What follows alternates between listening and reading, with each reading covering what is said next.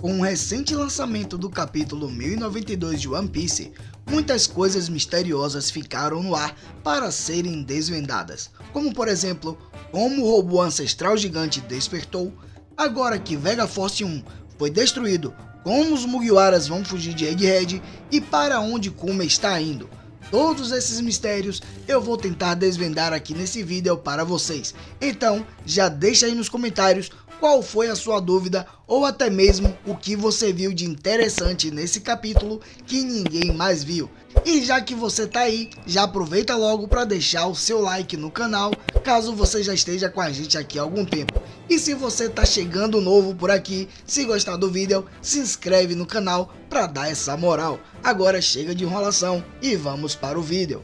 O título do capítulo 1092 de One Piece é Um Incidente Violento de Kuma, o Tirano na Terra Sagrada. No começo do capítulo podemos ver que Kuma já conseguiu escalar a Headline e agora está em Mary Joyce enfrentando alguns soldados. Um ponto relevante aqui é que isso que está se passando com Kuma na Terra Santa está acontecendo um dia antes da batalha de Luffy contra Kizaru.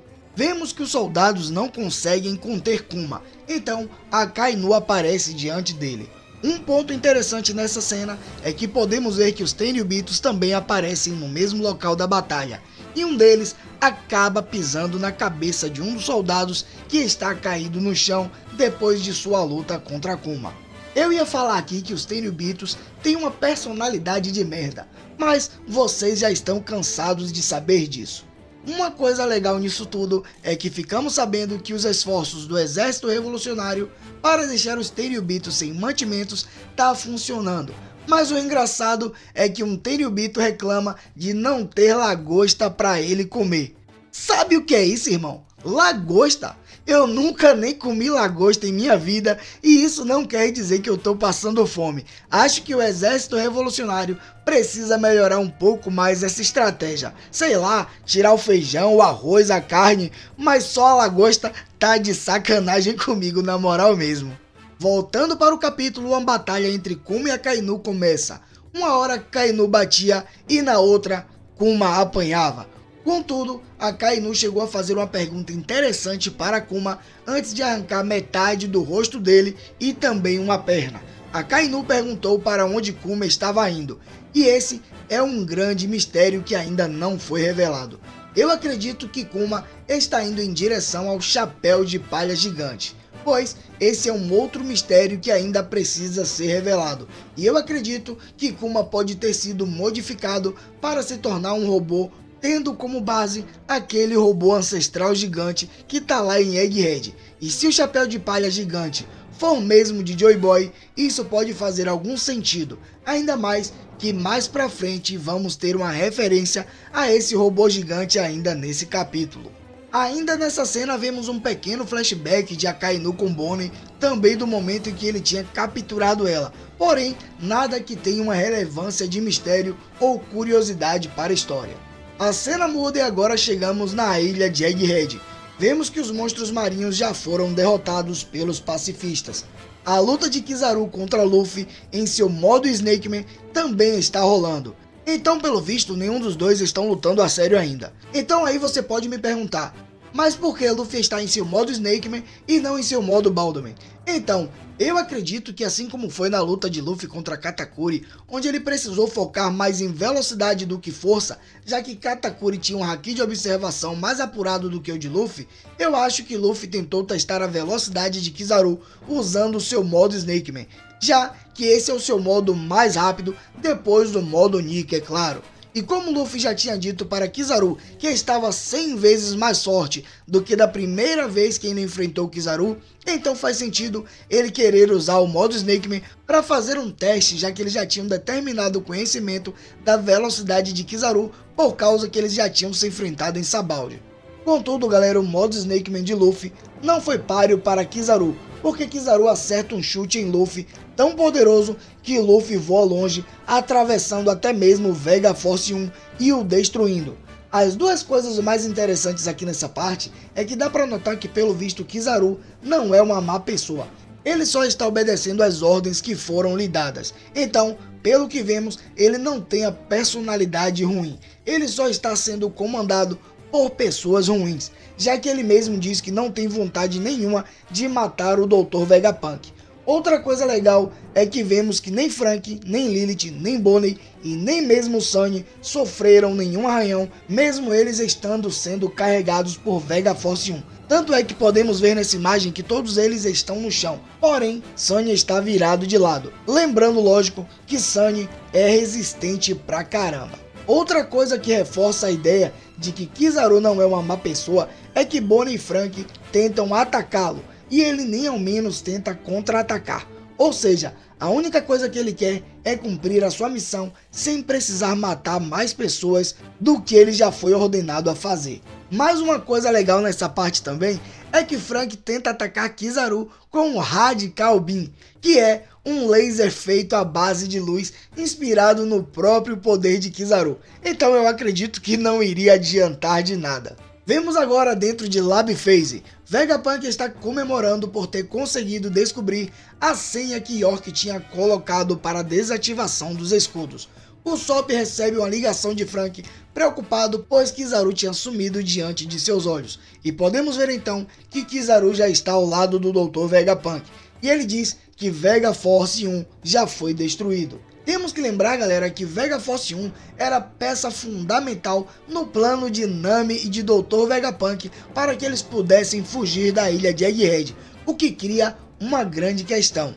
Das duas uma, ou os Mugiwaras vão ter que bolar um novo plano para fugir, a não ser que eles já tenham um plano B, ou então Luffy vai ter que derrotar Kizaru, e esse daí pode ser sim um incidente de Egghead.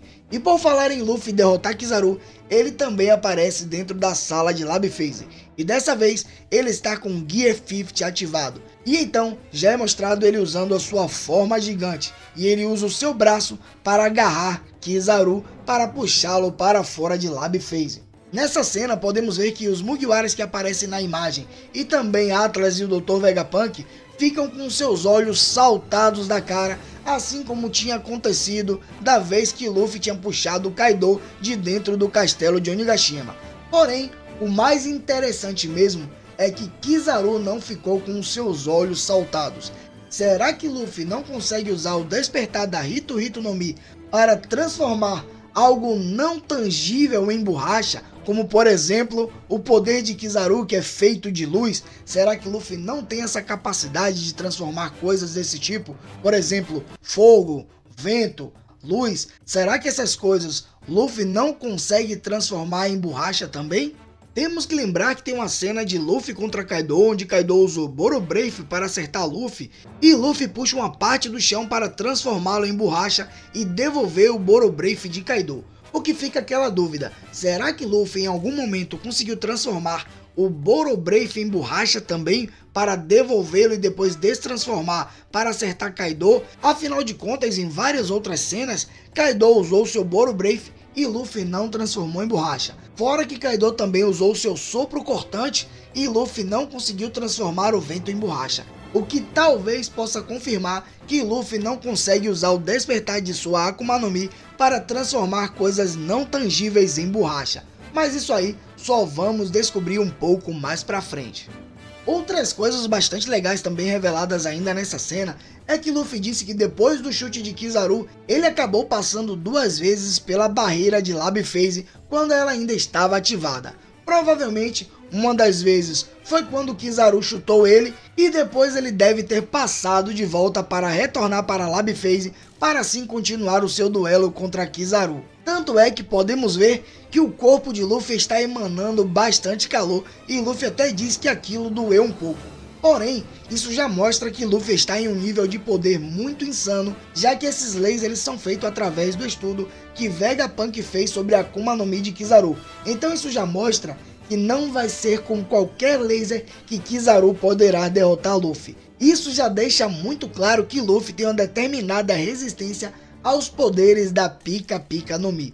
Outro ponto interessante aí é que o robô ancestral gigante ouviu os batimentos do coração de Luffy em seu modo Nika, e então o robô acabou despertando, o que cria algumas dúvidas interessantes. Primeiro, Por que o robô não escutou os batimentos do coração de Luffy quando ele entrou em seu modo Nika para enfrentar Rob Lute? Segundo, por que agora ele escutou e despertou? Terceiro, seriam os batimentos do coração de Luffy uma forma de energizar aquele robô gigante? E quarto, como ele tentou escalar a Headline há 200 anos atrás, já que Joy Boy apareceu há mais de 800 anos? São muitas perguntas com poucas respostas. Então, vamos lá. Se os batimentos do coração de Joy Boy é o que faz o robô gigante ganhar energia, então das duas uma. Ou surgiu um novo Joy Boy há 200 anos atrás que não foi revelado, ou então alguém tinha algum Dendemushi com as batidas do coração de Joy Boy e botou para tocar perto daquele robô, para que assim o robô despertasse. Contudo, eu não sei se essa ideia do robô ter se energizado com as batidas do coração de Nika vai ser levada à frente, já que há 200 anos atrás esse robô tinha se levantado justamente na época em que começou a movimentação pela discriminação dos tritões. Então algo me diz que esse robô pode ter consciência própria também. Então talvez ele mesmo preserve a sua energia somente para se levantar em momentos específicos. E com relação aos Mugiwaras estar precisando de um novo plano para fugir de Egghead, esse robô poderá acabar sendo útil nisso, já que Vega Force 1 foi totalmente destruído. Então talvez esse poderá ser o motivo de Oda ter arranjado a maneira de destruir Vega Force 1 e fazer com que esse robô despertasse. Então galera, e aí, o que é que vocês encontraram a mais nesse capítulo, além do que eu achei? Deixa aí nos comentários a sua teoria também. Infelizmente isso é tudo, eu fico por aqui, um abraço e fica com Deus.